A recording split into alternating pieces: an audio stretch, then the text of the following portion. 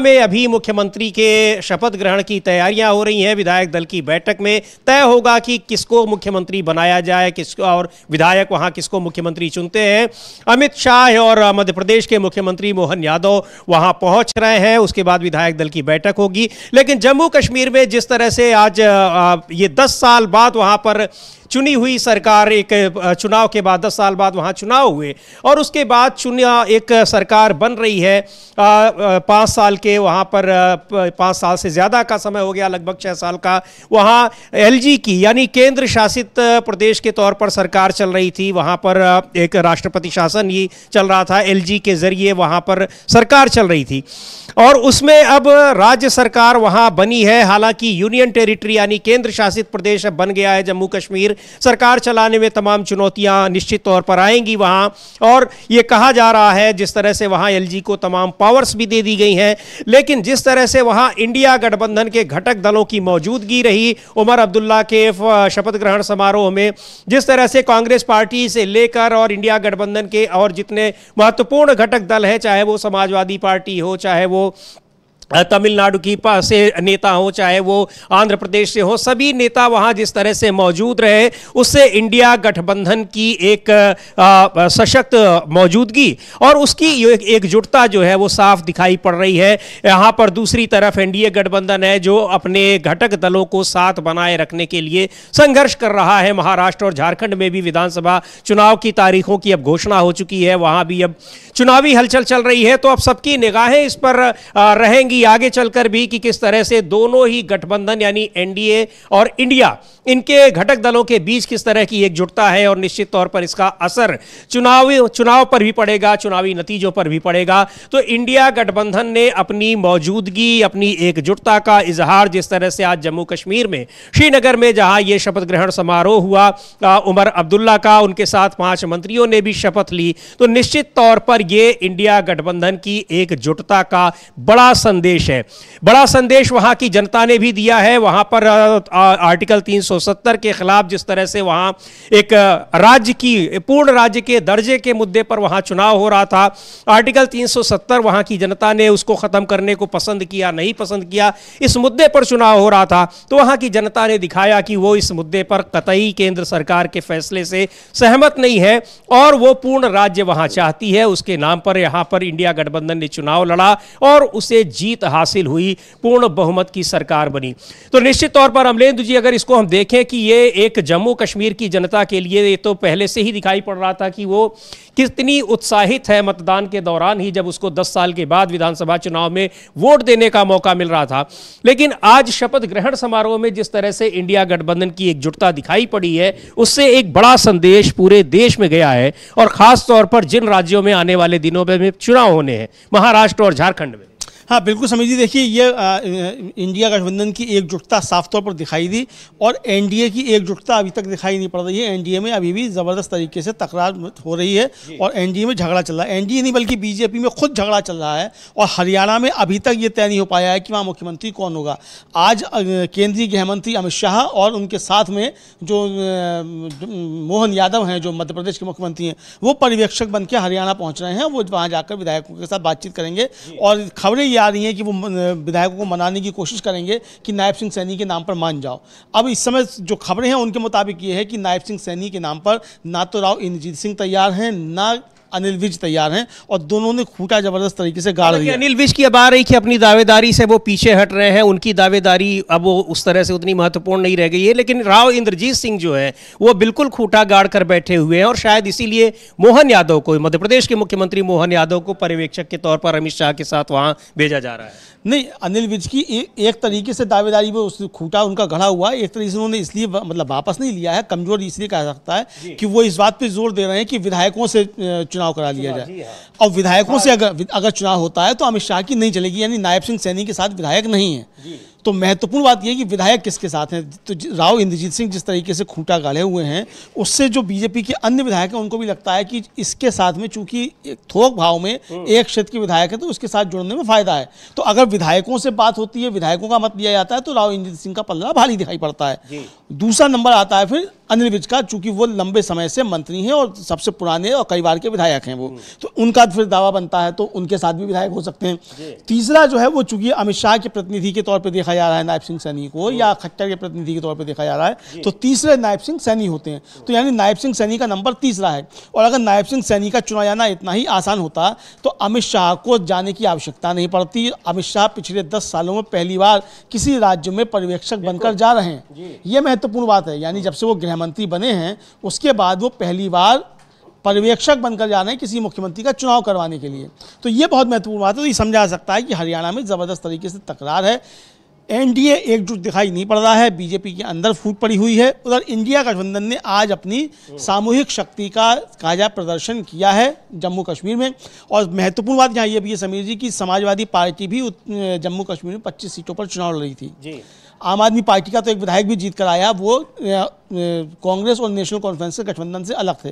दोनों के नेता आज वहां मौजूद थे, यानी इंडिया गठबंधन एकजुट खड़ा हुआ है मजबूती के साथ। और अरविंद केजरीवाल ने तो कहा भी है कि भाई हमारे विधायक को भी आप सरकार में शामिल कर लीजिए।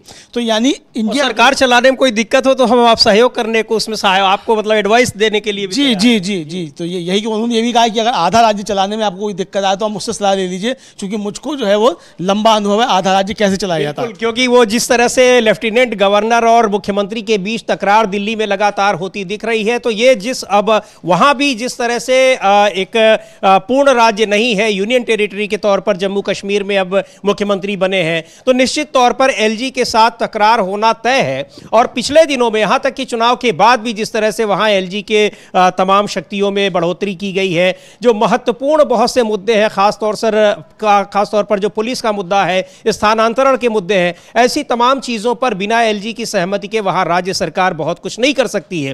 केवल उसे राज्य के से संबंधित जो राज्य सूची के विषय हैं उन्हीं पर कानून बनाना है, उसमें भी कई जगहों पर रिस्ट्रिक्शंस हैं। और तो ये सारी चीज़ें ऐसी हैं जो कि जब 2019 में जम्मू कश्मीर पुनर्गठन एक्ट बना, उसमें ये सारी चीज़ें वहाँ पर सम्मिलित की गई, बनाई गई। तो निश्चित तौर पर मुख्यमंत्री के लिए एक चुनौतीपूर्ण स्थिति वहाँ पर है, और वो उस चुनौती को अरविंद केजरीवाल लगातार दिल्ली में उसको देख रहे हैं, उसका सामना कर रहे हैं। तो इस तरह से उन्होंने अपना एक समर्थन देने की या वहाँ पर किसी तरह का परामर्श लेना हो तो उसकी पेशकश की है उमर अब्दुल्ला के सामने। लेकिन महत्वपूर्ण बात यह है कि जिस तरह से इंडिया गठबंधन के घटक दल वहाँ एकजुट तरीके से दिखाई पड़े हैं, कांग्रेस अध्यक्ष राहुल गांधी और कांग्रेस के पूर्व अध्यक्ष और एलओपी जो लोकसभा में नेता प्रतिपक्ष राहुल गांधी मौजूद रहे, कांग्रेस पार्टी के अध्यक्ष मल्लिकार्जुन खड़गे मौजूद रहे, प्रियंका गांधी रही, समाजवादी पार्टी के अखिलेश यादव रहे, बहुत सारे नेता वहां पर जो इंडिया गठबंधन के घटक दल के हैं वो दिखाई पड़ रहे थे, कुछ वहां कल ही पहुंच गए थे। ये सारी चीजें दिखा रही हैं कि किस तरह से इंडिया गठबंधन एकजुट है और अपनी एकजुटता को वो दिखा भी रहा है कि वो एकजुट है। वहां पर महाराष्ट्र के चुनाव हैं, झारखंड के चुनाव हैं, वहाँ भी इंडिया गठबंधन चुनाव लड़ रहा है। और हरियाणा में भी उसी दिन परिणाम आए हैं जिस दिन जम्मू कश्मीर में आए। उसी दिन हरियाणा के जो वहाँ पर एक तीसरी बार भारतीय जनता पार्टी ने बहुमत प्राप्त किया है और तीसरी बार वो अपना मुख्यमंत्री बनाने जा रही है। लेकिन मुख्यमंत्री का चुनाव वहाँ पर आज होगा। विधायक दल के नेता के तौर पर वहां मुख्यमंत्री का चुनाव होगा। सारे विधायक एकजुट हो रहे हैं जो अपने नेता को चुनेंगे। हालांकि चुनाव से पहले जो मुख्यमंत्री हैं नायब सिंह सैनी, उन्हीं के नाम पर वहां चुनाव लड़ा गया। लेकिन बीच में और पहले भी तमाम दूसरे नेता भी दावेदारी अपनी पेशकश कर रहे थे। जैसा अभी अमलेंदु जी बता रहे थे कि राव इंद्रजीत सिंह तो बहुत ही मजबूती के साथ दावेदारी पेश कर रहे हैं।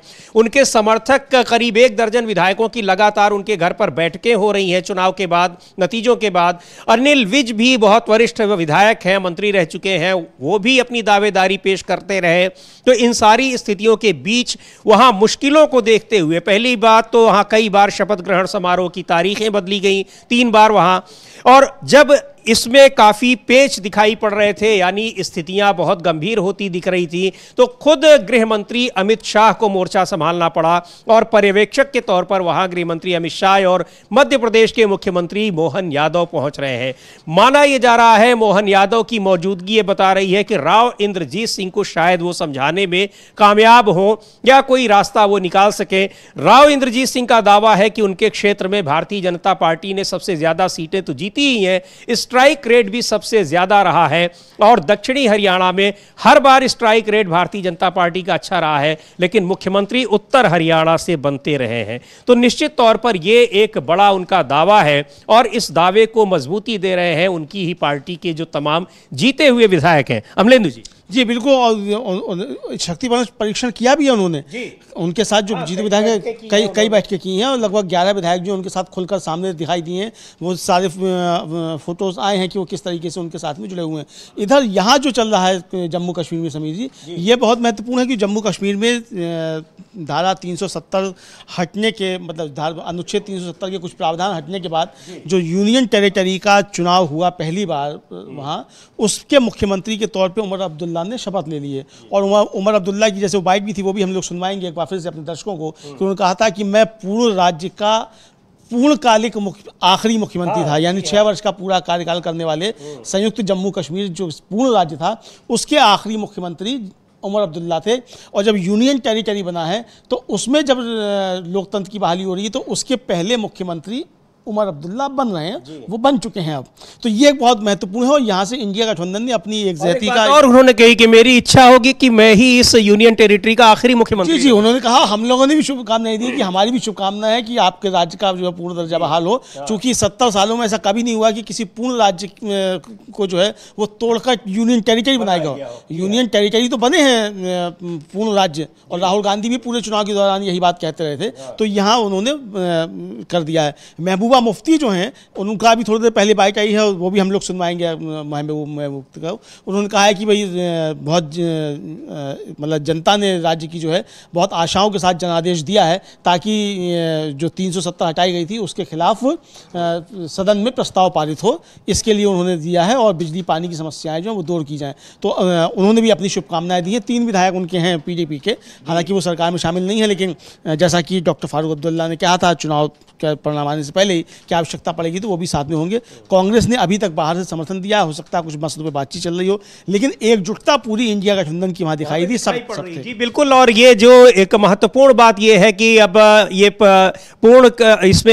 पूर्ण राज्य का दर्जा समाप्त कर जब उसको यूनियन टेरिटरी बनाया गया तो उसके पहले मुख्यमंत्री उमर अब्दुल्ला बन रहे हैं। और उमर अब्दुल्ला ही इससे पहले जब पूर्ण राज्य था जम्मू कश्मीर उसके मुख्यमंत्री थे और वो आखिरी मुख्यमंत्री थे जिन्होंने अपना कार्यकाल पूरा किया हो।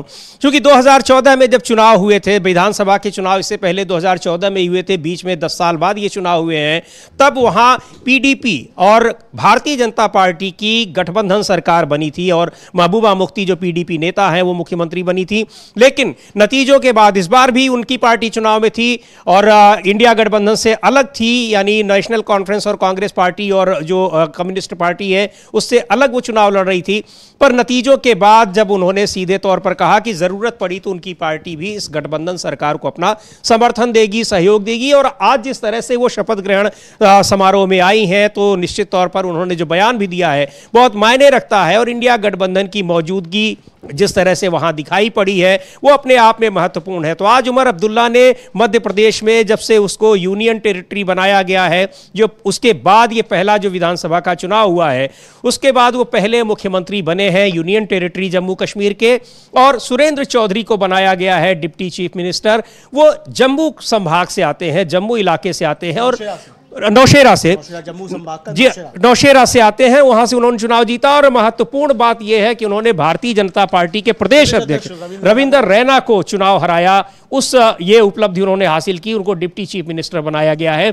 तो ये चीजें भी बड़ी मायने रखती हैं कि किस तरह से उमर अब्दुल्ला ने कश्मीर संभाग और जो जम्मू संभाग है उसको किस तरह से बैलेंस करने की कोशिश की है, यानी अपनी तरफ से पार्टी के भीतर गठबंधन के भीतर सरकार चलाने की तैयारी पूरी तरह से है, लेकिन अब उसमें एलजी की उपस्थिति भी चूंकि दमदार है इसलिए बहुत बड़ी चुनौतियां हैं। पर पार्टी के भीतर और दोनों क्षेत्रों के भीतर यानी कश्मीर संभाग और जम्मू संभाग दोनों में एक संतुलन बना रहे, उसको निभाने की उन्होंने अभी से पूरी कोशिश की है, जिसका एक बड़ा संदेश जाता है। हमने बिल्कुल बड़ा संदेश जाता है समीर जी। और जम्मू कश्मीर से, जम्मू संभाग से एक उप मुख्यमंत्री और 2 मंत्री बनाए गए हैं। 6 लोगों ने अभी तक शपथ ली है।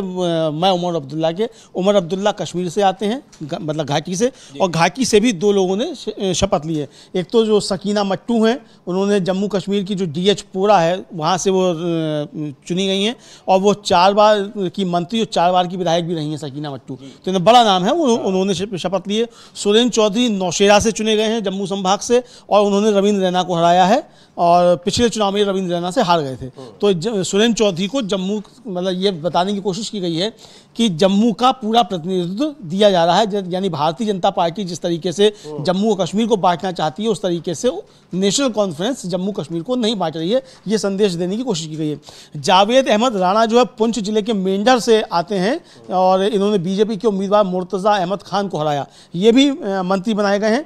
इसी तरीके से सतीश शर्मा सॉरी माफ़ कीजिएगा, जम्मू के छम्बू से निर्दलीय विधायक हैं, और ये चुनाव के बाद शामिल हो गए नेशनल कॉन्फ्रेंस में, इनको भी बनाया गया है। इसी तरीके से जावेद डार जो है वो रफियाबाद सीट से विधायक हैं, और 9000 वोटों से इन्होंने से अधिक वोटों से इन्होंने जीत दर्ज की थी, घाटी से आते हैं, तो ये मंत्री बनाए गए हैं। यानी जम्मू संभाग का पूरा प्रतिनिधित्व तो जहां पर मुख्यमंत्री समेत जो मुख्यमंत्री के अलावा जो 5 मंत्री दूसरे बनाए गए हैं, उसमें 3 जो ये जगह है, 3 नंबर जो है, यानी 3 मंत्री, 2 मंत्री उसमें जम्मू संभाग से और 3 मंत्री घाटी से है, कश्मीर संभाग से है।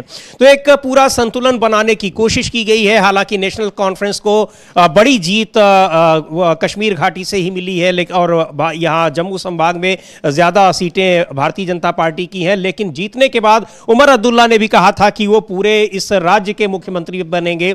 तो ऐसा नहीं है कि जम्मू के साथ कोई दूसरे तरह का व्यवहार हो और कश्मीर के साथ दूसरे तरह का। और मंत्रिमंडल में जिस तरह से उन्होंने प्रतिनिधित्व दिया है जम्मू क्षेत्र को भी, उससे यह साफ दिखाई पड़ रहा है कि वो संतुलन बनाने की शुरुआत उन्होंने कर दी है, और वो आगे उसको बनाए रखेंगे, ये उम्मीद की जानी चाहिए, ये उम्मीद की जा सकती है।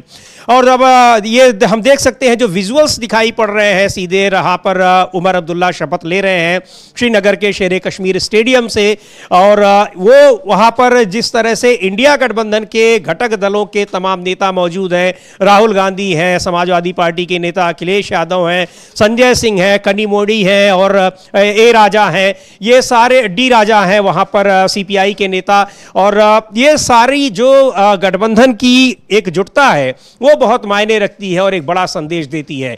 और इधर हरियाणा में भी आज मुख्यमंत्री के लिए वहां के विधायक चुनाव करेंगे। माना जा रहा है कि नायब सिंह सैनी को, जिन्हें पहले ही पार्टी ने मुख्यमंत्री के तौर पर उनको फेस बना रखा था और वो ये पता था कि वही बनेंगे, लेकिन चुनाव जीतने के बाद जिस तरह से वहां मुख्यमंत्री पद की दावेदारी दूसरे नेताओं ने अपनी सामने रखनी शुरू कर दी और एक तरह से शक्ति प्रदर्शन भी शुरू कर दिया, उसको देखते हुए ये अब वहां पर सीधे आला कमान को भारतीय जनता पार्टी के यानी प्रधानमंत्री नरेंद्र मोदी और गृह मंत्री अमित शाह को हस्तक्षेप करना पड़ा। अमित शाह वहां ऑब्जर्वर बनकर जा रहे हैं और ये शायद जो मंत्री बनी है सकीना, अगर इनकी हम नहीं, ये महबूबा मुफ्ती है, तो अगर हम ये सुन सके इनकी बाइट को तो हम लोग जरूर सुनेंगे कि क्या कहा है उन्होंने। 10 साल के बाद, चुनाव के बाद यहाँ नई सरकार बन रही है, नेशनल कॉन्फ्रेंस और कांग्रेस पार्टी गठबंधन की, इंडिया गठबंधन की सरकार, उमर अब्दुल्ला मुख्यमंत्री बने हैं, तो सुनते हैं महबूबा मुफ्ती क्या कह रही हैं। बहुत सालों के बाद अपनी एक सरकार मिली है और लोगों ने एक स्टेबल सरकार चुनी है और बहुत मुश्किल दौर है जम्मू कश्मीर के लिए, खासकर 2019 के बाद जम्मू कश्मीर के लोगों को बड़े जख्म लगे हैं और हम उम्मीद करते हैं जो सरकार बनी है वो सबसे पहले इन जख्मों का मरहम करेगी। जो लोगों की मुश्किलात हैं, जो लोगों को तकलीफ हुई है 2019 5 अगस्त के फैसले से, उसके बारे में सबसे पहला रेजोल्यूशन पास करेगी कि हम उस फैसले को कंडेम करते हैं। जम्मू कश्मीर के लोग उस फैसले को नहीं मानते हैं। उसके साथ जो हमारे बेरोजगारी, ड्रग एडिक्शन, बिजली और बाकी जो मसाइल हैं उनका हल ढूंढेंगे और जम्मू कश्मीर के लोगों की जो मुसीबत में फंसे हैं उस मुसीबत से ये सरकार लोगों को निकालने में। से सीएम के पास काफी ज्यादा लेस पावर्स है, जबकि सारे पावर्स एलजी के पास है, तो आपको लगता है इन हालातों में सीएम कोई काम कर पाएगा? देखिए, लोगों ने एक मैंडेट दिया है, लोगों ने बड़े उम्मीदों के साथ एक मैंडेट दिया है जमात को, ये सोच के कि जो पिछले 5-6 साल से यहाँ के लोगों को जख्म लगे हैं उस पे मरहम होगा, और जो 2019 में 5 अगस्त को एक गलत फैसला लिया गया उसको कंडेम किया जाएगा, फ्लोर ऑफ द हाउस पे कंडेम किया जाएगा कि जम्मू कश्मीर के लोग उस फैसले के साथ नहीं है। एक मैसेज दिया जाएगा पूरे मुल्क को, और उसके साथ जो हमारे रोजमर्रा के मसले हैं, बेरोजगारी, बेकारी, बिजली और बाकी मसले मसाइल, उनका भी हल ढूंढा जाएगा। Thank you so much. तो पीडीपी नेता महबूबा मुफ्ती बता रही थी, जम्मू कश्मीर की मुख्यमंत्री रह चुकी हैं, कि किस तरह से वहां पर जो नई सरकार ले रही है क्या उम्मीदें हैं और किस तरह से उनका भी अपना उसको समर्थन है। इसके अलावा कांग्रेस पार्टी के अध्यक्ष मल्लिकार्जुन खड़गे ने भी जम्मू कश्मीर में 10 साल बाद हुए चुनाव और वहां पर अब यूनियन टेरिटरी जो बनी है उसके नए मुख्यमंत्री बने हैं नेशनल कॉन्फ्रेंस के नेता उमर अब्दुल्ला, उस पर उन्होंने क्या कहा है, वहां इंडिया गठबंधन की जो सरकार बनी है उस पर क्या कहा है, सुनते हैं एक बार मल्लिकार्जुन खड़गे को, कांग्रेस पार्टी के राष्ट्रीय अध्यक्ष। के बाद ये सरकार बनी, देखिए उनको मुबारकबाद देने के लिए यहाँ आया हूँ। हमारे को बड़ी खुशी हो गई, हमारी अलायंस पार्टनर के नेता ने आज चीफ मिनिस्टर बना। बहुत दिन के बाद डेमोक्रेसी यहाँ एस्टैब्लिश हुई है और इस डेमोक्रेसी को जिंदा रखने के लिए और संविधान के तहत सरकार चलाने के लिए ये एक मौका मिला है। हम जरूर इसको स्टेटहुड दिला के रहेंगे। तो मल्लिकार्जुन खड़गे भी शपथ ग्रहण समारोह में पहुंचे और उन्होंने कहा कि वो बधाई देने के लिए आए हुए हैं। तो निश्चित तौर पर ये इंडिया गठबंधन की एकजुटता का एक प्रतीक है जो दिखा रहा है कि किस तरह से वहां गठबंधन के सभी सहयोगी दल वो एक साथ है। इसके अलावा जो हरियाणा में अभी हम चर्चा कर रहे थे कि वहां बैठक हो रही है विधायक दल की, विधायक आज अपना वहां नया नेता चुनेंगे, यानी मुख्यमंत्री कौन बनेगा इसका चुनाव करेंगे। मुख्यमंत्री को लेकर पहले ही वहां पर भारतीय जनता पार्टी ने नायब सिंह सैनी को मुख्यमंत्री के तौर पर प्रोजेक्ट कर रखा था, लेकिन उसके बाद जिस तरह से दावेदारी आ रही थी दूसरे नेताओं की, विधायकों की भी, और शक्ति प्रदर्शन की स्थितियां दिख रही थी, उस पर यह बैठक बड़ी महत्वपूर्ण है। गृह मंत्री अमित शाह पहुंचे हुए हैं, आप देख सकते हैं विजुअल्स में। बैठक शुरू हो गई है, उसके तमाम जानकारी के साथ हमारी साथी है, बताएं जी। जी आपको बता दूं समीर जी कि बैठक जो है शुरू हो चुकी है। बैठक थोड़ी देर बाद शुरू हुई है। हालांकि बैठक से पहले अनिल विज जो है उन्होंने दावा किया कि नहीं, उन्हें मतलब सीएम पद की दावेदारी से वो पीछे हटते हैं। उनका ऐसा कहना है, उनका कहना है कि आला कमान जो फैसला लेगा वही हम करेंगे। इस बीच राव इंद्रजीत भी यही कह रहे हैं। तो इसमें बड़ी बात यह है कि अगर ये दोनों ही दावेदार अगर मना कर रहे हैं कि हमें सीएम पद के लिए हम दावेदारी नहीं कर रहे हैं, जो आला कमान फैसला लेगा हम उसी पर ही मतलब अड़े रहेंगे, वही फैसला हम मानेंगे, तो आखिर ये बताइए तो फिर की क्यों जा रही है? जबकि खबरें ये थी कि अनिल विज और राव इंद्रजीत लगातार दावा कर रहे थे कि वो सीएम बनेंगे। जहां अनिल विज कह रहे थे कि वो सीनियर है, इस हिसाब से उन्हें सीएम बनाया जाए, तो वहीं राव इंद्रजीत का कहना है कि उनके जो दक्षिण से है लगातार विधायक जीतते आ रहे हैं और बीजेपी वहां जीतती जा रही है लगातार, तो इस हिसाब से उन्हें मुख्यमंत्री बनाया जाए। और उनके जो सहयोगी जितने भी विधायक हैं वो ये कह रहे हैं कि उन्हें सीएम बनाया जाए। तो आप ये बताइए कि आखिर आखिरी मोमेंट पे जब ये मीटिंग हो रही है उसके बाद ये कहा जा रहा है कि नहीं नहीं, हम तो जो आला कमान का फैसला होगा हम उसी को मानेंगे। तो जाहिर सी बात है मानसी कीजिए, तो कोई फ्रंट पे वैसे भी नहीं कहेगा कि नहीं मैं मुख्यमंत्री बनूंगा और ये नहीं बनेंगे, तो दावेदारी की बात भी नहीं की जाएगी। जब आला कमान खुद ही अब वहां मौजूद हो रहे हैं, हस्तक्षेप करना पड़ रहा है। विधायक दल की बैठक तो होगी ही, चुनाव होगा उसमें, लेकिन उसमें महत्वपूर्ण बात यह है कि अब खुद अमित शाह को ऑब्जर्वर के तौर पर आना पड़ रहा है। लेकिन राव इंद्रजीत सिंह जिस तरह से अपनी शक्ति प्रदर्शन लगातार करते रहे, तो उससे यह माना जा सकता है कि उसमें अगर आला कमान को हस्तक्षेप करना पड़ा तो यह कितना गंभीर मुद्दा है। बिल्कुल बहुत ही गंभीर मुद्दा है, क्योंकि राव इंद्रजीत के पास कह सकते हैं कि अपने विधायक हैं, तो इस हिसाब से अगर उन विधायकों ने वॉकआउट कर लिया या उन्होंने अगर मना कर दिया समर्थन करने से, तो सरकार नहीं बन पाएगी। और इसी के साथ आपको बता दूं कि जम्मू कश्मीर में जहां बोला गया था कि 16 अक्टूबर को शपथ ली जाएगी, तो शांति से शपथ ली गई। वहां इंडिया गठबंधन एकजुट होकर साफ साफ नजर आ रहा है। तो वहीं कल 17 अक्टूबर को जब सीएम पद की शपथ लेनी है नायब सिंह सैनी को, तो वहां आप देख सकते हैं कि मतलब आपसी नेताओं में जो है कह सकते हैं घमासान मचा हुआ, इस वजह से हाईकमान को उसमें इंटरफेयर करना पड़ा और वो यहाँ पर आए हैं। तो कहीं ना कहीं निश्चित तौर पर ये कह सकते हैं कि अभी भी बीजेपी के अंदर जो है, नेताओं के अंदर जो है घमासान मचा हुआ है और अभी साफ नहीं हो पाई है कि क्या पता कि सीएम नायब सैनी की जगह कोई और बने। तो बहुत शुक्रिया मानसी, आप नजर रखे रहिए और भी मीटिंग में क्या कुछ निकल कर आ रहा है आप जरूर हमें अपडेट करिए। बहुत बहुत शुक्रिया इस पूरी जानकारी के लिए।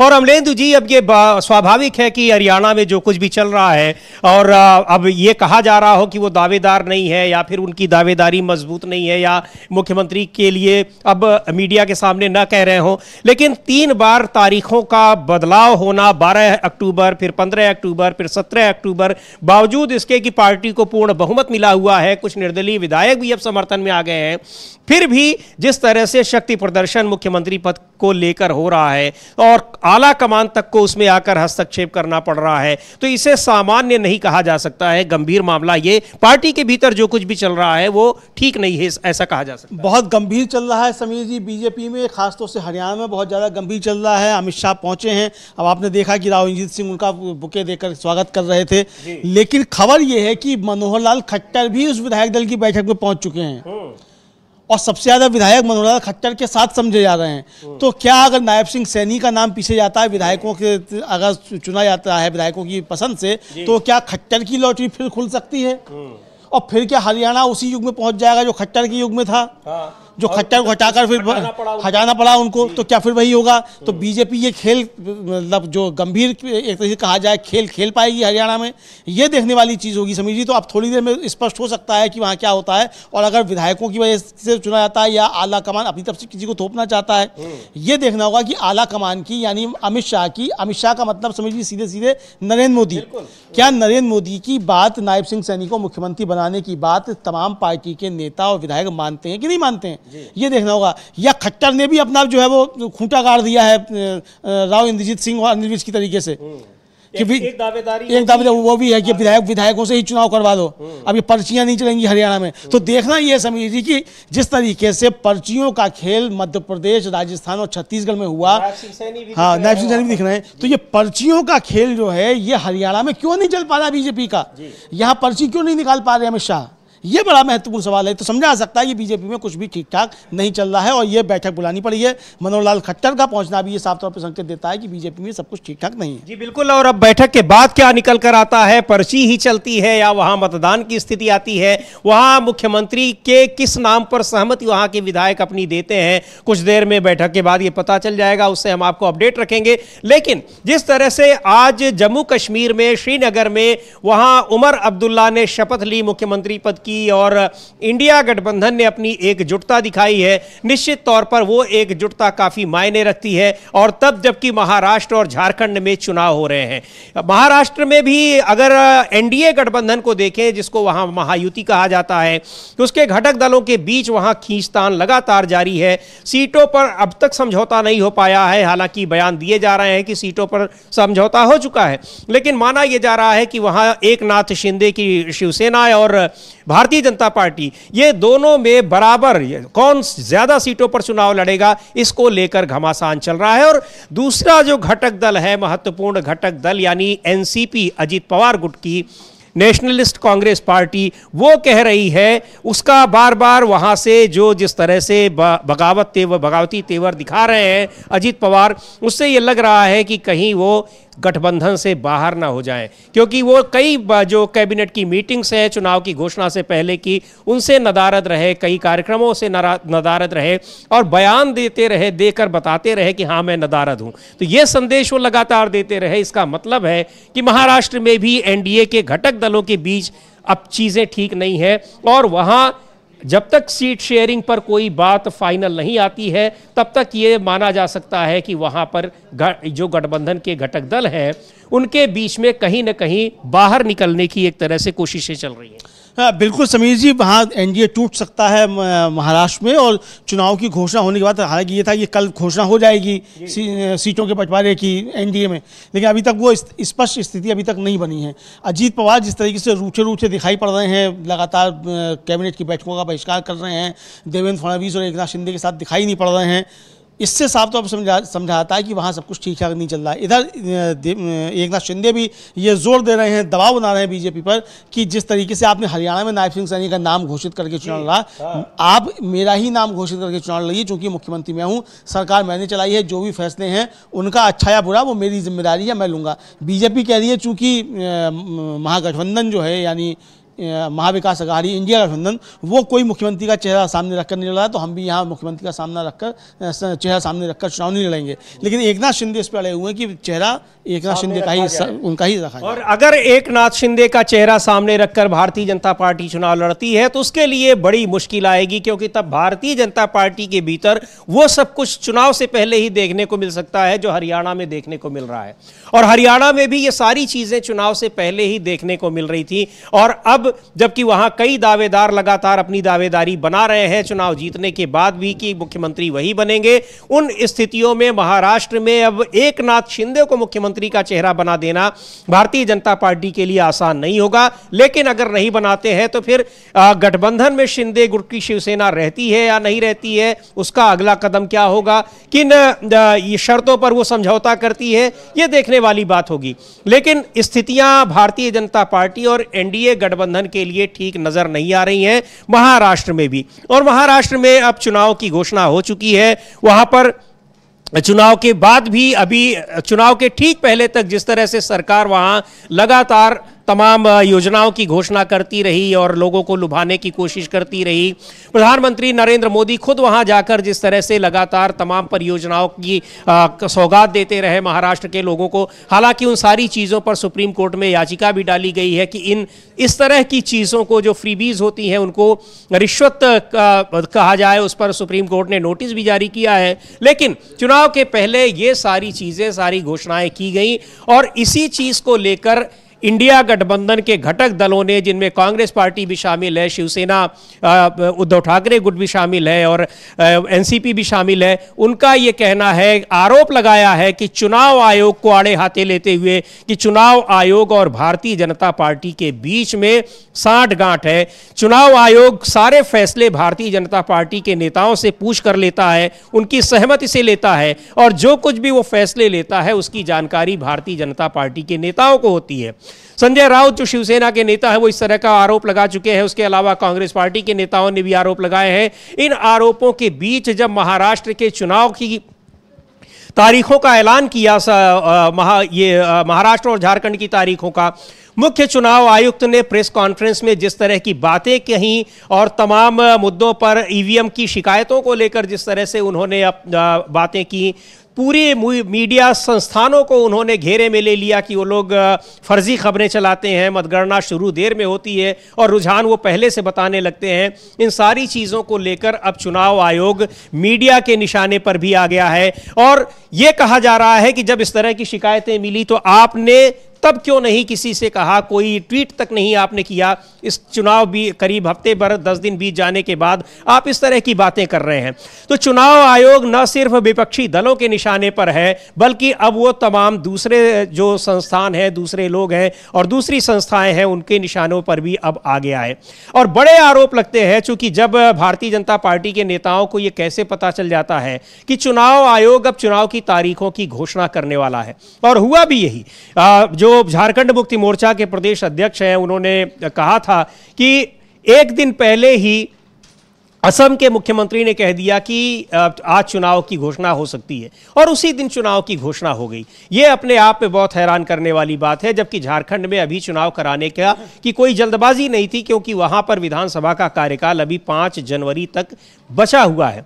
तो इन स्थितियों में चुनाव आयोग जिस तरह से लगातार सवालों के घेरे में है, भारतीय जनता पार्टी के साथ उसकी सांठ-गांठ के आरोप लग रहे हैं, निश्चित तौर पर उसकी विश्वसनीयता भी संदेह के घेरे में है। अमलेंदु जी। बिल्कुल समीर जी, चुनाव आयोग की विश्वसनीयता घेरे में, संदेह के घेरे में है और लगातार चुनाव आयोग पर सवाल उठ रहे हैं। शिवसेना के जो सांसद हैं उद्धव ठाकरे, उन्होंने तो सीधा उद्धव ठाकरे गुट के जो सांसद हैं संजय राउत, उन्होंने तो कहा कि चुनाव आयोग चूना लगाता है, यहाँ तक उन्होंने कह दिया। और ये भी कहा कि जो आपने हरियाणा में किया वो आप महाराष्ट्र में मत कीजिएगा।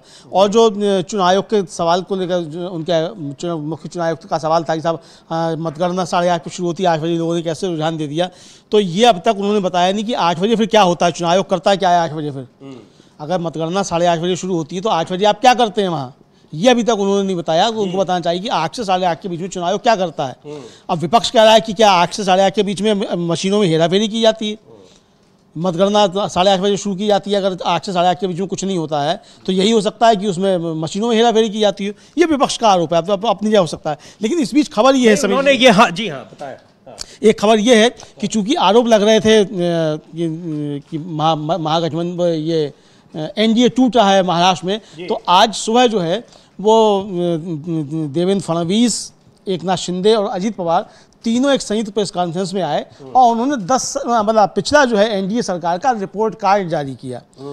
गठबंधन में कौन चेहरा होगा ये नहीं बताया गया है और कितनी सीटों पर कौन लड़ेगा ये नहीं बताया गया है, लेकिन रिपोर्ट कार्ड जारी किया गया है ये बताने के लिए कि हम तीनों एकजुट हैं। क्योंकि लगातार ये सवाल उठ रहे हैं कि एनडीए टूट रहा है और एकनाथ शिंदे के नाम पे चुनाव नहीं लड़ा जा रहा है, तो इसमें अब एक तरीके से ये जवाब देने के लिए कि हम एकजुट हैं ये कोशिश की गई है।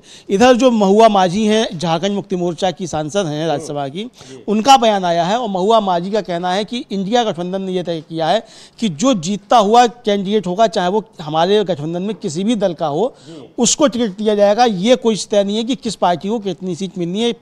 पैमाना जो है, क्राइटेरिया ये है कि कौन जीत के आएगा कैंडिडेट। तो ये एक महत्वपूर्ण चीज झारखंड में तय की गई है, यानी झारखंड में इंडिया गठबंधन अपना फॉर्मूला तय कर चुका है। एनडीए का फार्मूला झारखंड में भी अभी तक कोई नहीं आया है कि वहाँ किस फार्मूले पे लड़ रहा है। क्या वहाँ भी इंडिया गठबंधन की तरह कोई फार्मूला तय किया गया है कि जेडीयू का जीत रहा हो तो उसको लड़ा देंगे, आसू का जीत रहा हो तो उसको लड़ा देंगे, बीजेपी का जीत रहा हो तो उसको लड़ा देंगे? क्या बीजेपी इतना बड़ा दिल दिखाने की झारखंड में बात कर पाएगी? ये भी अब सवाल लगातार उठ रहे हैं। महुआ माझी की हम लोगों के पास अगर बाइट हो तो उसको हम सुनवा भी सकते हैं, वो क्या कह रही है। जी बिल्कुल, और एक महुआ माझी की बाइट होगी तो जरूर हम सुनवाएंगे, अपनी टीम से कहेंगे। और एक खबर और भी है अमलेंदु जी, महत्वपूर्ण खबर, और वो ये है कि चंद्रबाबू नायडू, उनको ईडी ने पिछले साल, आपको याद होगा कि स्किल डेवलपमेंट कॉरपोरेशन घोटाले में उनके खिलाफ केस दर्ज किया था, गिरफ्तार किया था। लगभग 2 महीने तक, 53 दिनों तक वो जेल में बंद थे, लेकिन अब उनको क्लीन चिट दे दी गई है। जी बिल्कुल, आप देखिए मजे आ रहे हैं ना। ये भी एनडीए गठबंधन को मजबूत करने की कोशिश है। हाँ बिल्कुल, ये कोशिश है और ये अच्छे दिन आने की कोशिश है। अब एनडीए के अच्छे दिन आए ना आए, चंद्रबाबू नायडू के तो अच्छे दिन आ गए। तो यानी चंद्रबाबू नायडू ने अपने समर्थन की कीमत एक तरह से कहा जाए वो वसूलना शुरू कर दी, वो धीरे धीरे वसूल रहे, ये भी उन्होंने वसूलना शुरू कर दिए। तो अब आप समझ सकते हैं समीर जी कि चंद्रबाबू नायडू भी बीजेपी की जो वॉशिंग मशीन है उसमें अब धवल होकर, स्वच्छ होकर बाहर निकलना शुरू हो चुके हैं। हालांकि आरोप भी लगे थे कि जो एग्जिट पोल आए थे लोकसभा चुनाव के दौरान, उस समय जो राहुल गांधी का जो आरोप था कि कुछ लोगों को फ़ायदा पहुंचाने के लिए और शेयर बाजार में घोटाला करने के लिए किया गया, खबर यह आई कि उनकी पत्नी जो है, जिस कंपनी को संभालती हैं, उस कंपनी को कई सौ करोड़ का फ़ायदा हुआ एक ही दिन में। तो अब ये क्या चीज़ें हैं, अब ये तो हम नहीं जानते क्या है क्या नहीं है, लेकिन जो आरोप लगातार लग रहे हैं बहुत सारी, वो अब इसकी तरफ कुछ ना कुछ इशारा कर रहे हैं। और चूंकि अब भारतीय जनता पार्टी के पास लोकसभा में 240 सीटें हैं, उसकी जो मुख्य जिसको कहते हैं कि जिन पर टिकी है, जिन पार्टियों पर, वो जनता दल यूनाइटेड, नीतीश कुमार की पार्टी, और दूसरी बड़ी पार्टी है चंद्रबाबू नायडू की तेलुगु देशम पार्टी। इन्हीं 2 पार्टियों की बैसाखी पर केंद्र की सरकार टिकी हुई है और लगातार कई फैसले केंद्र सरकार को इन दोनों पार्टियों के दबाव में वापस लेने पड़े। और अब ये जो आरोप लगाता है विपक्ष की, ईडी, सीबीआई जो जांच एजेंसियां हैं, वो कहीं ना कहीं वो भारतीय जनता पार्टी केंद्र सरकार के दबाव में काम करती हैं, उसकी इच्छानुसार काम करती हैं। जो आरोप इलेक्शन कमीशन पर भी लग रहा है, चुनाव आयोग पर भी लग रहा है, तो उसी का अब ये इस तरह के जो उदाहरण होते हैं कि पहले केस दर्ज किया जाता है और जब साथ में आते हैं, साथ में उनकी जरूरत रहती है, तब उनको क्लीन चिट दे दी जाती है। ये उसका एक नमूना है। अब सुनते हैं झारखंड में किस तरह से इंडिया गठबंधन अपनी मजबूती को दिखा रहा है, कैसे वो मजबूत होकर चुनाव लड़ने की तैयारी कर रहा है। महुआ माझी जो झारखंड मुक्ति मोर्चा की नेता हैं, क्या कह रही हैं वो? सीट शेयरिंग के अलायंस के साथ अगर कुछ गड़बड़ी होती है तो चीजें नेगेटिव जाती है जी। इनको रोकने के लिए कोई प्लान भी आप लोगों के पास, आपकी पार्टी के अंदर है? देखिए, यहाँ पर आप लोग मेजर पार्टी है। हाँ, बड़े भाई की भूमिका में माननीय हेमंत सोरेन जी हैं और जेएमएम है।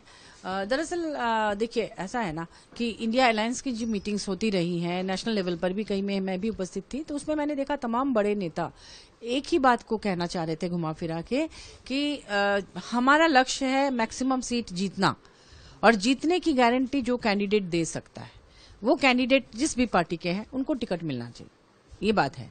मान लीजिए कि कहीं कोई, जैसे पिछले 2019 के चुनाव में हम लोगों को सफलता क्यों मिली थी, इसलिए मिली थी कि वहां पर देखा गया कि कौन सिटिंग है एमएलए, जो सिटिंग है उनको तो मिलना ही है, और जो पिछले चुनाव में जो सेकंड पोजीशन में थे तो उनको मिला, और जो सिटिंग थे उनको मिला। मतलब सिटिंग अगर अपोजिशन का कोई था तो वहां पर जो अपोजिशन के बाद सबसे पहला नंबर लाया उसी को दिया गया। समझ रहे हैं ना कि कहीं अगर बीजेपी के एमएलए हैं तो वहां पर बीजेपी के बाद जिसको सबसे ज्यादा जो स्कोर किया था उसको टिकट मिला। तो वो चीज इस बार भी मुझे लगता है कि इस तरह का ही कुछ किया जाएगा ताकि मैक्सिमम सीट निकले। सिर्फ किसी को संतुष्ट करने के लिए, किसी को खुश करने के लिए निश्चित रूप से कोई भी पार्टी टिकट नहीं देगी। वो देखेगी कि कौन सबसे ज्यादा जीत का भरोसा दिला सकता है, कौन क्षेत्र में सबसे ज्यादा मेहनत कर चुका है, किस किस क्षेत्र में पैठ है। कई बार होता है ना कि जनता के साथ अच्छा रिलेशन बना के रखना भी बहुत महत्वपूर्ण होता है। तो जनता के सुख दुख में कौन जाता है, जनता के लिए काम कौन करता है, जनता का भरोसा कौन जीता हुआ है, ये सारी चीजों का आकलन चुनाव में निश्चित रूप से होता होगा, मुझे ऐसा लगता है।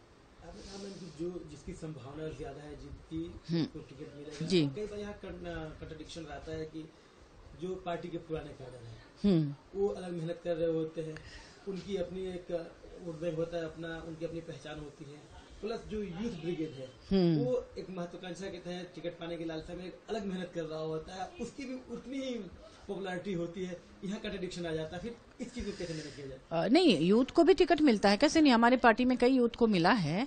और अगर वो जीतने की का भरोसा दिलाते हैं, देखिए सब कोई जीत नहीं सकता, ये भी बात है, कभी 5,000 10,000 20,000 लोग हारते भी, लेकिन जो सब मैक्सिमम वोट ला सकता है उसी को टिकट मिलता है। उसमें यूथ भी होता है, कई जगह से यूथ को हमारी पार्टी ने टिकट दिया है, पिछले चुनाव में भी और अभी भी। अगर कोई यूथ ऐसा है, जैसे अमित महतो जी, उनको टिकट मिला था ना, वो तो यूथ थे।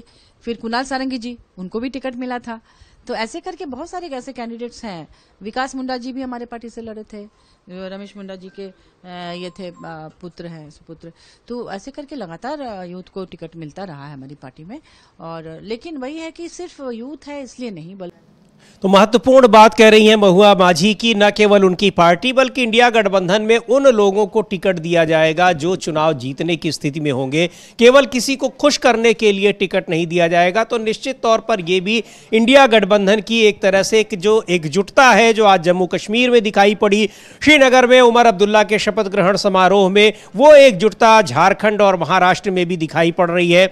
और लगातार वहां जो गठबंधन के घटक दल हैं वो बैठकें कर रहे हैं, आगे की रणनीति पर बात कर रहे हैं। हालांकि सीट शेयरिंग को लेकर अभी इंडिया गठबंधन में भी फैसला नहीं हुआ है, लेकिन जिस तरह की खबरें आ रही हैं कि जल्दी ही उसकी घोषणा हो जाएगी, उस पर लगभग सारी बातें हो चुकी हैं जो ये अंदर की खबरें हैं। तो ये जो इंडिया गठबंधन की एकजुटता अपने आप में महत्वपूर्ण है, जिसको आज देखा गया न सिर्फ चुनाव से पहले, न सिर्फ लोकसभा चुनाव से पहले, बल्कि लोकसभा चुनाव के दौरान भी, लोकसभा चुनाव के बाद भी, और अब जबकि राज्यों के विधानसभा चुनाव हो रहे हैं वहां भी जिस तरह से एकजुटता दिखा रहा है ये गठबंधन, तो ये महत्वपूर्ण है। और ये इस गठबंधन के घटक दलों के बीच किस तरह का कोऑर्डिनेशन है उसको भी दिखा रहा है कि एक बेहतरीन समन्वय के साथ ये पार्टियां गठबंधन में मौजूद हैं। जिसको जो जीतने की स्थिति में होगा, ये अपने आप में महत्वपूर्ण बात है कि किसी को खुश करने के लिए नहीं बल्कि जीतने वाले कैंडिडेट को दिया जाएगा। और झारखंड भी उस तरह जो अभी हम चर्चा कर रहे थे कि चंद्रबाबू नायडू को जिस मामले में उनको 2 महीने तक करीब जेल में रहना पड़ा, उस मामले में अब यहां पर सरकार को समर्थन देने के बाद ही उनको क्लीन चिट मिल गई। झारखंड के मुख्यमंत्री हेमंत सोरेन को भी ईडी ने गिरफ्तार किया था, वहां पर उनको जमानत मिली सुप्रीम कोर्ट से। तो ये सारे आरोप लगातार लगते रहे हैं केंद्र सरकार पर और इन जांच एजेंसियों पर कि केंद्र सरकार के दबाव में ये काम करती हैं और उसके नफे नुकसान के हिसाब से काम करती हैं। वहीं दूसरी ओर जो एनडीए गठबंधन के घटक दल हैं उनके साथ भी उन पर भी आरोप लगता है कि कहीं न कहीं अगर वो साथ देते हैं भारतीय जनता पार्टी का एनडीए गठबंधन में, तो वो इस दबाव में देते हैं कि उनके ऊपर तमाम जांच एजेंसियों का दबाव होता है। अजित पवार के ऊपर भी इस तरह के आरोप लगे, इसीलिए कई बार गठबंधन में गए, बाहर आए और अब एक बार फिर उनका मोह भंग होता दिख रहा है। तो महाराष्ट्र में गठबंधन, एनडीए गठबंधन, महायुति क्या इसी रूप में रहेगा या वो बदल कर आएगा, ये देखने वाली बात होगी। जी बिल्कुल देखना होगा कि वहाँ किस रूप में आता है एनडीए महाराष्ट्र में।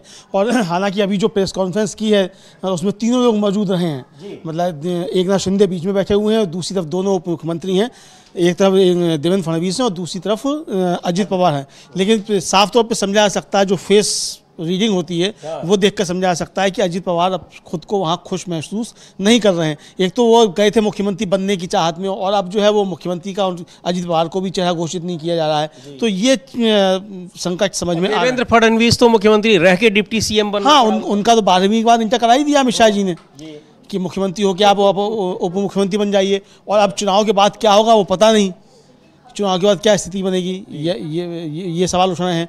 तो ये बहुत सारी चीज़ें आ रही हैं। तो अब देखा जा सकता है कि किस तरीके से एनडीए जो है वो महाराष्ट्र में परफॉर्म करता है और इंडिया गठबंधन किस तरीके से वहाँ परफॉर्म करता है। समीर जी बिल्कुल। और लेकिन इंडिया गठबंधन जिस तरह से आज जम्मू कश्मीर में श्रीनगर में उमर अब्दुल्ला के शपथ ग्रहण समारोह में एकजुट रहा, 10 साल बाद वहाँ चुनाव हुए, चुनाव के बाद नतीजे आए और उसमें इंडिया गठबंधन की सरकार बनी। नेशनल कॉन्फ्रेंस के नेता उमर अब्दुल्ला ने शपथ लिया, सुरेंद्र चौधरी ने डिप्टी चीफ मिनिस्टर के तौर पर शपथ लिया है और मुख्यमंत्री उमर अब्दुल्ला के अलावा 5 कैबिनेट मंत्रियों ने शपथ ली।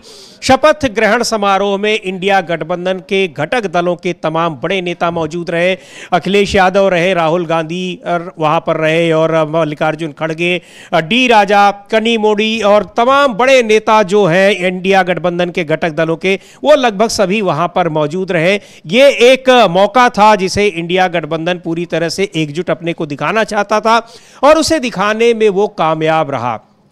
उधर हरियाणा में भारतीय जनता पार्टी के विधायक दल की बैठक चल रही है। वहां पूर्ण बहुमत भारतीय जनता पार्टी को विधानसभा चुनाव में मिला है, लेकिन मुख्यमंत्री के नाम पर टकराव की स्थिति बनी हुई है। पिछले 1 हफ्ते से ज्यादा समय से वहां लगातार मुख्यमंत्री की दावेदारी कर रहे लोग अपना शक्ति प्रदर्शन कर रहे हैं, अपनी दावेदारी को मजबूती से वहां पर रख रहे हैं।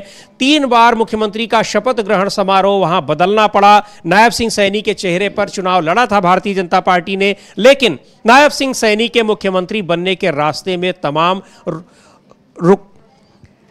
रुकावटें आ रही थी। लेकिन अब खबर आ रही है कि नायब सिंह सैनी को ही विधायक दल का नेता चुन लिया गया है। हरियाणा में जो विधायक दल की बैठक में, जिसमें ऑब्जर्वर के तौर पर गृह मंत्री अमित शाह और मध्य प्रदेश के मुख्यमंत्री मोहन यादव मौजूद रहे, उसमें उनको विधायक दल का नेता चुन लिया गया। सारी दावेदारी एक तरफ कर दी गई और अमित शाह के मौजूदगी ये बता रही है कि किस तरह से केंद्र सरकार अपना जो उसको अपनी इच्छा है उसको उसने विधायक दल की इच्छा पर एक तरह से कहा जाए थोप दिया, क्योंकि नायब सिंह सैनी को की घोषणा अमित शाह ने ही की थी कि यही हमारे मुख्यमंत्री होंगे चुनाव के दौरान। तो अब नायब सिंह सैनी को विधायक दल का नेता चुन लिया गया है।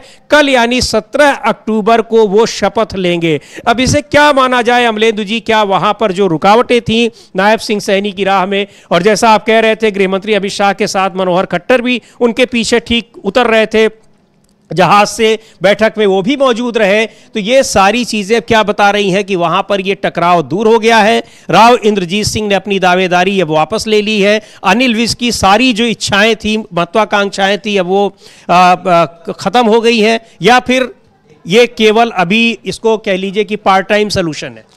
देखिए समीर जी, ये पार्ट टाइम सॉल्यूशन ही दिखाई पड़ रहा है और एक तरीके से कहा जाए कि अभी जो बीजेपी में अंदर तूफान उठ रहा है उसको रोकने की थोड़ी सी कोशिश अमित शाह ने पहुंचकर की है।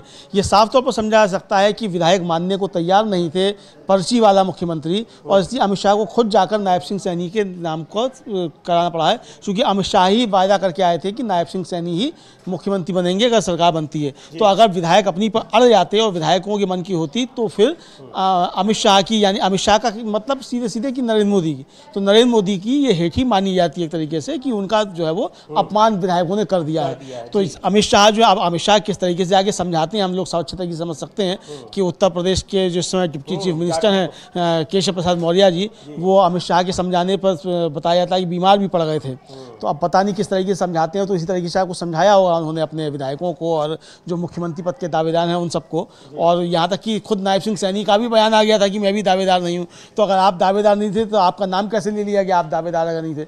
जाहिर सी बात है कि दावेदार कुछ ना कुछ रहे होंगे, उन दावेदारों में से किसी का नाम आया होगा।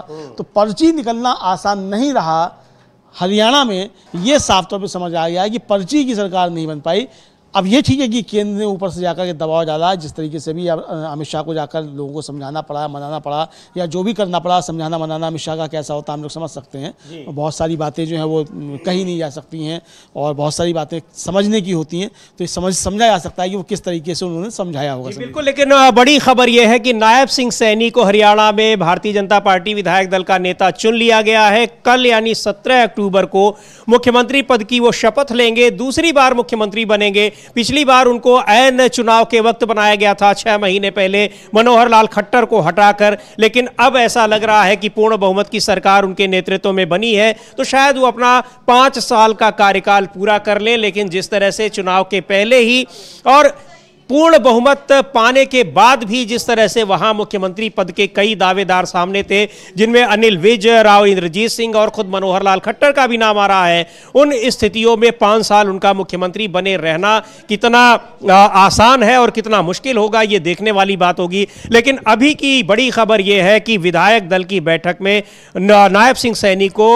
मुख्यमंत्री यानी विधायक दल का नेता चुन लिया गया है, मुख्यमंत्री के तौर पर उनको चुन लिया गया है और अब कल वो 17 अक्टूबर को मुख्यमंत्री पद की शपथ लेंगे। इधर जम्मू कश्मीर में आज उमर अब्दुल्ला ने, नेशनल कॉन्फ्रेंस के नेता उमर अब्दुल्ला ने मुख्यमंत्री पद की शपथ ली।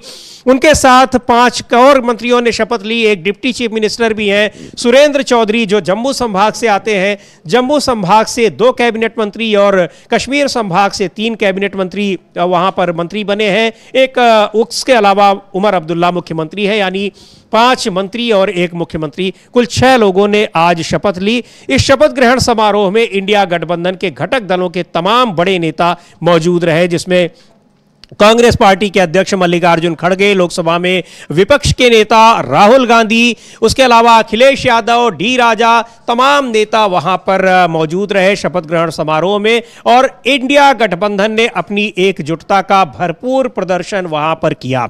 हरियाणा से खबरें ये आ रही थी कि वहां नायब सिंह सैनी मुख्यमंत्री बन पाएंगे, नहीं बन पाएंगे, एक तरह से कह लीजिए कि ग्रहण लगा हुआ था उनके शपथ लेने पर। लेकिन विधायक दल की बैठक में, जो कि जिसमें ऑब्जर्वर बनकर केंद्रीय गृह मंत्री अमित शाह और मध्य प्रदेश के मुख्यमंत्री मोहन यादव गए थे, उस विधायक दल की बैठक में उन्हें नेता अब से कुछ देर पहले चुन लिया गया और अब वो दूसरी बार हरियाणा का मुख्यमंत्री बनने जा रहे हैं। अब वही बात है कि ये 5 साल का मुख्यमंत्री का कार्यकाल वो पूरा कर पाएंगे या इसमें रुकावटें आएंगी, क्योंकि कई दावेदार मुख्यमंत्री के थे वो शांत हो जाएंगे, चुप बैठेंगे, या बीच बीच में वो अपनी दावेदारी पेश करते रहेंगे, उनके सामने दबाव बनाते रहेंगे। महत्वपूर्ण बात है अमलेंदु जी। जी बिल्कुल, बहुत बहुत महत्वपूर्ण बात है। और अभी की बड़ी खबर ये है कि बीजेपी के विधायक दल का नेता चुन लिया गया है सैनी साहब को, और सैनी साहब जो है दूसरी बार कल जो है मुख्यमंत्री पद की शपथ लेंगे। ये बड़ी खबर इस समय आ रही है, यानी अमित शाह ने जाकर लोगों को समझा लिया है, विधायकों को समझा लिया, और विधायकों से ज़्यादा उन्होंने अपने जो मुख्यमंत्री पद के दावेदार थे उन सबको समझा लिया है कि नायब सिंह सैनी को ही मुख्यमंत्री बन जाने दो, बाद में भले तुम लोग बन जाना, हो सकता है अभी बात का मान रखने के लिए, चूँकि चुनाव में घोषणा कर दी थी कि नायब सिंह सैनी बनेंगे, तो जिस तरीके से खट्टर को हटाया था उस तरीके से नायब सिंह सैनी को भी हटा सकते हैं बाद में, तो अभी बन जाने दो, अभी मोदी जी की बात का मान रख लो या अमित शाह की बात का मान रख लो, इस तरीके से समझाया हो, ये चीज़ है।